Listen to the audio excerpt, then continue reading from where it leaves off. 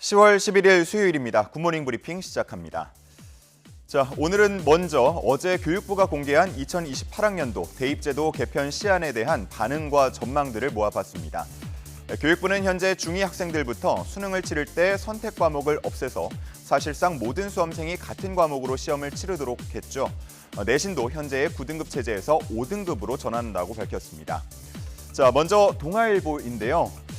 이렇게 될 경우에 선택 과목에 대한 유불리는 해소될 수 있겠지만 심화 과목을 공부할 필요성이 없어지면서 학력 저하를 우려하는 목소리가 나온다고 전하고 있었습니다. 자, 다음은 조선일보입니다. 최상위권 학생들에 대한 변별력이 떨어질 수 있기 때문에 각 대학들이 수능 최저학력 기준을 높이거나 면접을 강화할 수 있다는 전망을 싣고 있었는데요. 수험생들이 수능과 내신, 대학별 면접을 모두 준비해야 하는 삼중고에 시달릴 수 있다고 우려했습니다. 다음은 중앙일보입니다.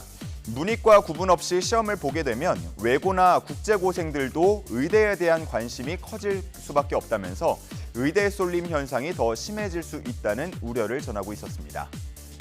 자, 다음은 한국일보와 한겨레 함께 볼 텐데요. 내신 부담이 줄면서 자사고나 특목고 쏠림 현상이 나타날 수 있다는 우려도 담았고요.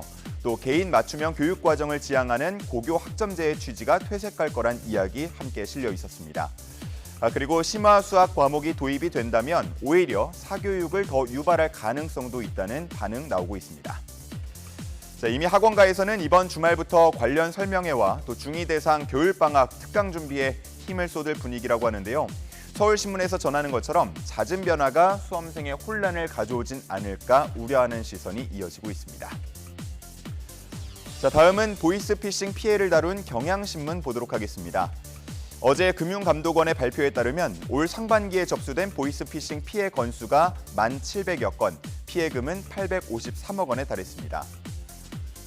보이스피싱 범죄는 2019년 정점을 찍은 뒤에 코로나 시기에 감소세를 보이긴 했는데요. 하지만 그 감소세가 최근 들어 주춤해지고 있습니다.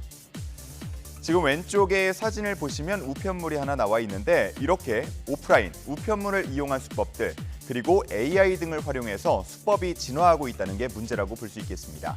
아무래도 기존과 다른 방식이다 보니까 피해자들도 깜빡 속는 경우들이 발생하고 있습니다. 피해를 당했을 때 돈을 되돌려 받기는 쉽지 않다고 하는데요. 작년 피해자가 피해 구제를 통해서 돌려받은 돈은 전체 신청액의 30% 수준에 그친 것으로 조사됐습니다.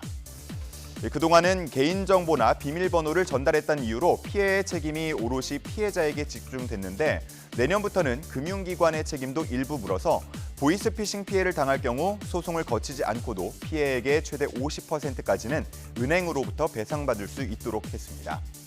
자, 이에 맞춰서 은행들도 고도화된 AI 피싱을 AI 탐지로 막으려는 준비를 하고 있는데요.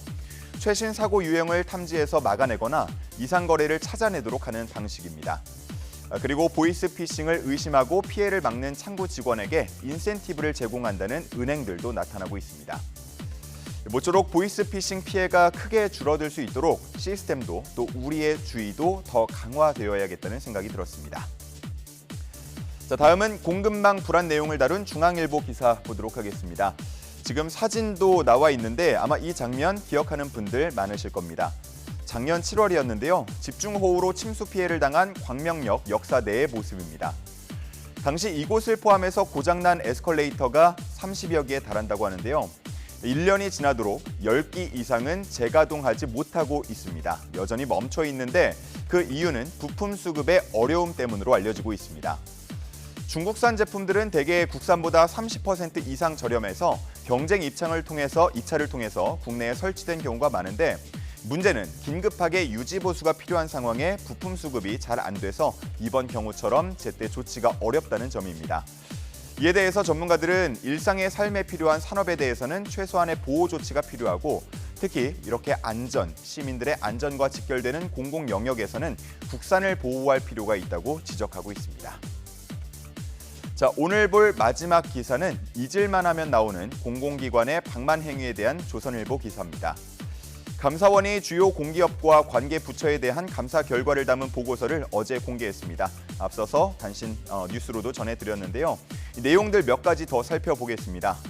영국 런던으로 3박짜리 출장을 간 한 공공기관장이 이 3박을 모두 하루 260만 원짜리 호텔 스위트룸에서 묵은 경우가 있었고요. 또 한 사무관은 직원에게 운전기사 노릇을 시키거나 대리 결제, 심부름 등 갑질을 한 경우도 있었습니다. 경기도 성남에서 근무하던 직원을 강원도 삼척까지 불러서 식사비를 내게 한 경우도 있었다고 합니다. 그리고 공공기관이 가지고 있는 사택을 감정가의 절반 수준으로 자사 간부에게 팔거나 자사 토지의 토지보상 담당 직원이 아버지로 명의를 신청해서 보상금을 신청해서 8천여만 원을 허위로 수령한 경우도 있었습니다.